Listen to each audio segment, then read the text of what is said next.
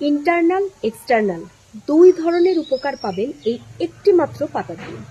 পাতাটা তো খুবই পরিচিত এবং অত্যন্ত সহজলভ্য, জবা গাছের পাতা। কিন্তু এখানে ফুল গুরুত্বপূর্ণ।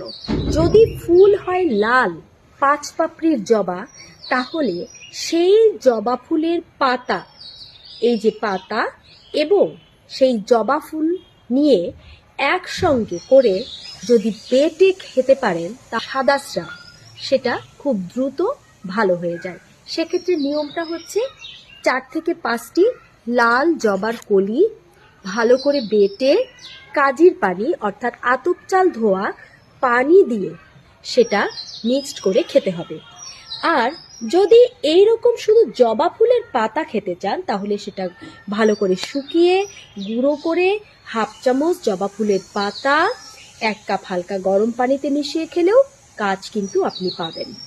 আর এই এক্সটার্নাল উপকারিতাটা হলো যে জবা ফুলের পাতা বেটে যদি ভালো করে মিহি করে বেটে একটু টক দই, লেবুর রস, আরও অন্য কিছু উপাদান দিয়ে যদি চুলে ব্যবহার করতে পারেন, তাহলে চুল খুব ভালো হবে, সিল্কি হবে এবং স্বাস্থ্যোজ্জ্বল হবে। তবে যাদের ঠান্ডা কফ কাশির সমস্যা রয়েছে তারা এটি ব্যবহার করবেন না।